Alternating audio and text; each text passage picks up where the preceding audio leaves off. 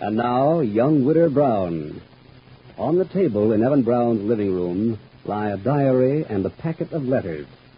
They've been there for some time, and Ellen finds herself avoiding them as though they were explosive, as indeed they are. For the diary is Louise Simpson's, and the letters are letters exchanged between Louise and Ellen's fiancé, Dr. Anthony Loring. And Louise herself has given Ellen permission to read their emotional contents. Meanwhile, at Health Center Hospital, Anthony is receiving a visit from Marilyn Harper, the fiancée of Louise's brother-in-law, Christopher Simpson. And now, Anthony is saying, Madeline, I don't want to appear rude, but I've had a pretty full day. Is this visit absolutely necessary? Oh, Anthony, I know. We're certainly being nuisances to you and Ellen, and I'm sorry. I had fond hopes of going over to the gym and playing a little squash. Someone is waiting for me, so if you could postpone your visit. Anthony, I can't. I'm too terribly concerned. Well, all right. Now, look, I'm not being like Louise Simpson. I'm not coming to you whining for myself. I'm coming to you because I'm afraid of something. Just a second. I'll telephone about my squash date. You poor man. What's it like to be the father confessor to the Simpson family? Not too good, Madeline. Doctor's quarters, please. The gymnasium. You love this hospital, though, don't you, Anthony?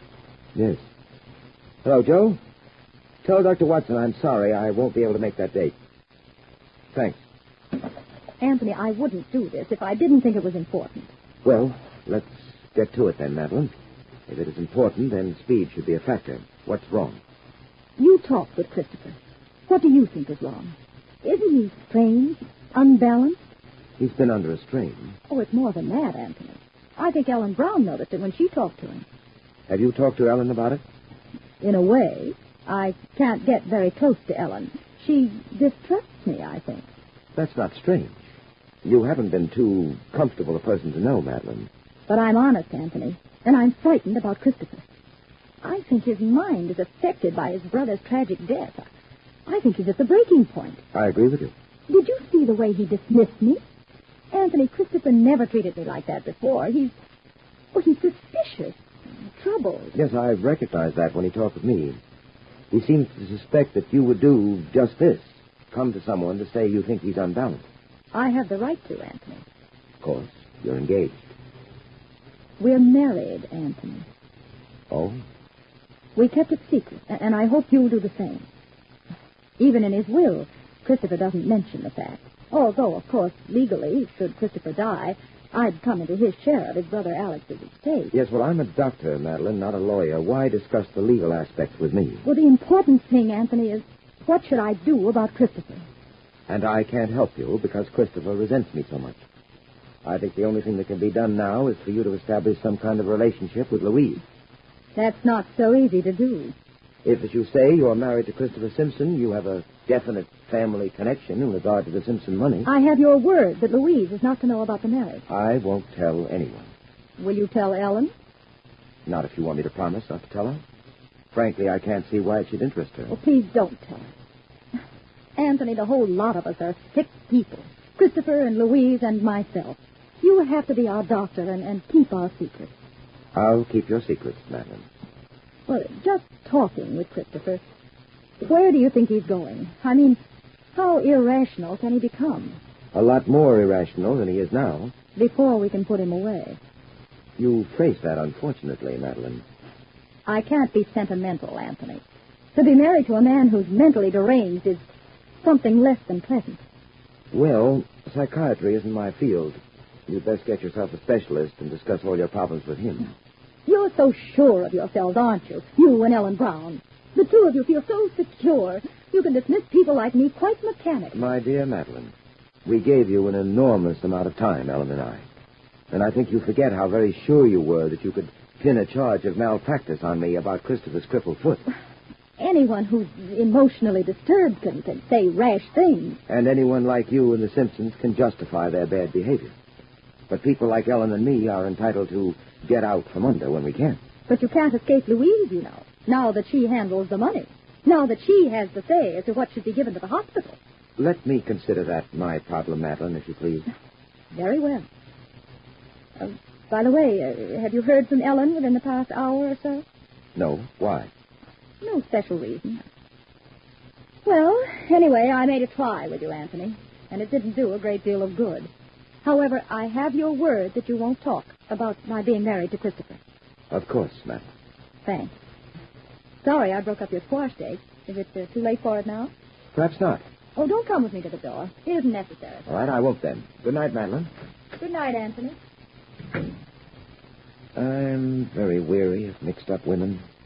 People who feel they have to talk to me. I'll call my girl and talk to her. Oh, operator, get me Mrs. Brown, will you? And ring me back. Hello, Ellen? Oh, Anthony? Look, I've been gypped out of a good squash date and my supper and an evening of relaxation. How sorry do you feel for me? Anthony, what a shame. I listen too much to troubled women these days. May I come over and have you listen to me? Of course, darling. And if you're hungry, I'll have something for you. Good girl. I'll be right over. Come right ahead, dear. After hanging up the telephone, Ellen carefully puts Louise Simpson's diary and the letters away. And now, as Anthony arrives a little later, she smiles back at him as he says, I'm so lucky to have a girl like you, Ellen. So lucky. Well, that's encouraging, Anthony. Oh, darling, look at that food. Is that for me? Of course it's for you. Well, I do have quite a girl. Well, what makes you talk like that, Anthony? I mean, in the space of a few seconds, you've repeated yourself. Because I've had visits from everybody today. First Louise, then Marilyn Harper just left me a little while ago. Marilyn Harper? Uh-huh. Oh, those two have certainly been around, Anthony. Marilyn came to see me, and then Louise came. Oh, what about? Oh, things in general. Well, I'm getting mighty tired of them. They're both a little hipped on the subject of Christopher, I noticed. Oh?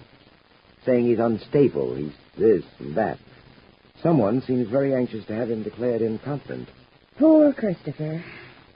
Was that why Madeline came to see you? Mm-hmm. Well, I don't know. They're very strange, very mixed up.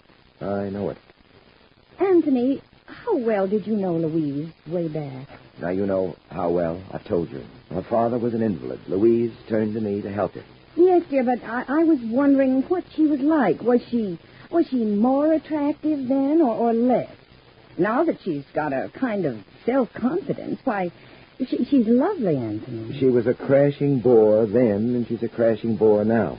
Well, of course. Why are you asking, anyway? Well, I don't know. I guess in the back of my mind I may be jealous of the years you knew Louise before you knew me. Very unreasonable of me, I know, but... It isn't unreasonable. It's just annoying. If you had any idea how I hate the mention of those people. Oh, I'm sorry, dear. I just... thought I was getting rid of the Simpsons when Christopher went home from the hospital. But then Alex broke his neck falling down the stairwell of his house, and then inquests and medical examiners. Louise caterwauling one minute and acting like a dictator the next. Marilyn Harper telling me of my responsibility toward Christopher. I'm sick of them. All right, dear. You can tell how sick I am of them by the way I bite your head off. I'm sorry. It's all right. I don't think I ever encouraged Louise in those early days. Maybe I did. Who knows? But there's one thing I do know. Whatever she thought of our association was exaggerated. By the way, Marilyn Harper isn't talking about Louise's diary anymore or the love letters Louise wrote to me. I wonder where they are. I'll get you some more coffee, Anthony. And could you manage another sandwich? I could at that. Oh, this is good. This is real relaxation. Ellen is a little shaken as Anthony unexpectedly asks about Louise's diary and the love letters she wrote to him. Will Louise's permission to read them be taken advantage of by young Widder Brown?